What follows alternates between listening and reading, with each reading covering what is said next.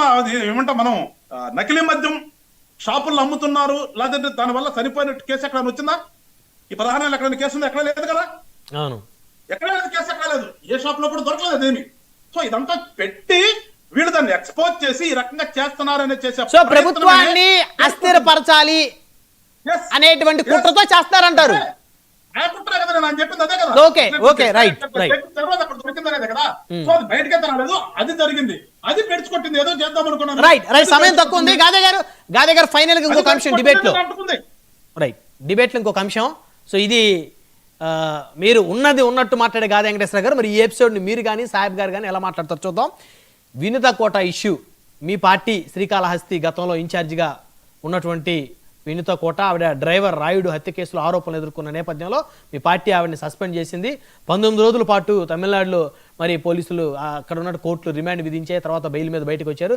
So నిన్న ఆదివారం రోజు, అంటే 2 రోజుల క్రితం ఆదివారం రోజు ఎవరైతే మృతుడు, అతను కూడా మీ పార్టీ సానుభూతిపరుడు, 200 సభ్యత్వాలు చేయించినటువంటి వ్యక్తి, అతను ఒక వీడియో బయటకు వచ్చింది. సో దాంట్లో క్లియర్గా బొజ్జల సుధీర్ రెడ్డి గారికి సంబంధించినటువంటి ఒక కుట్ర కోణాన్ని అతను మాట్లాడుతున్నటువంటి ఎపిసోడ్ మనం చూసాం. నిన్న ఆవిడ కూడా ఒక వీడియో పెట్టారు వినుత కోట. సో దీని మీద ఎక్కడ మీ పార్టీ ఏం మాట్లాడలేదు, ఏంటి సార్? మా పార్టీకి సంబంధించి మేము లోపల చర్చించుకుంటాం అండి, బయటకి ఏం మాట్లాడతాం?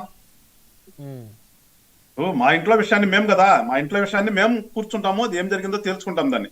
దాన్ని మా ఇంట్లో విషయాన్ని తీసుకొచ్చి రోడ్డు మీద మైకులు పెట్టి అరుస్తామా? అరవం కదా. అక్కడ జరిగింది ఏదో ఒక ఇన్సిడెంట్ జరిగింది, ఆ ఇన్సిడెంట్ ఏంటి అనేది పూర్వపరాలు మేము తెలుసుకున్న తర్వాత ఏం జరిగింది అనే దాని మీద ఖచ్చితంగా ఒక ఏమంటాం తీసుకోవాల్సిన నిర్ణయం తీసుకుంటారు.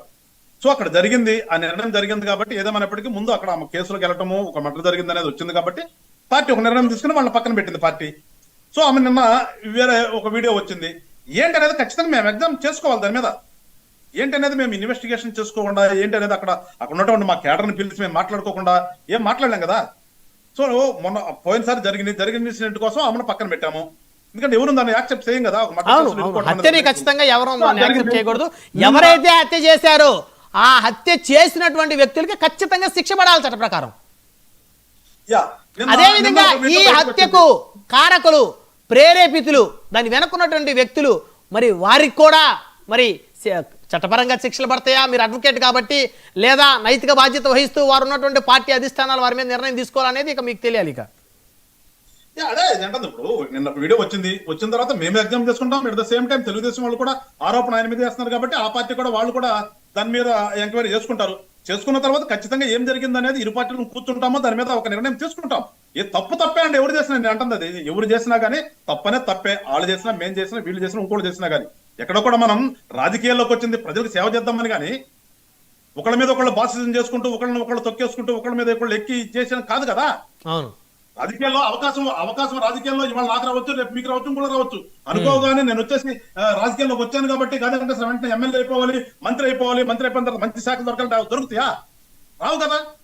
రాజకీయం అనేదే అది లాంగ్ ప్రాసెస్. అసలు అది ఆ లాంగ్ ప్రాసెస్ లో ఖచ్చితంగా ఆ ఆలోచన ఉన్న వాళ్ళది ఒక రకంగా ఉంటది, ఆలోచన లేకుండా ఇన్స్టెంట్ కాఫీ లాగా ఇన్స్టెంట్ గా మనం ఏదో అయిపోవాలనుకునే వాళ్ళ ఆలోచన ఒక రకంగా ఉంటాయి. అందుకని ఖచ్చితంగా జరిగిన ఇన్సిడెంట్ల మీద మేము ఎంక్వైరీ చేసుకుంటాం.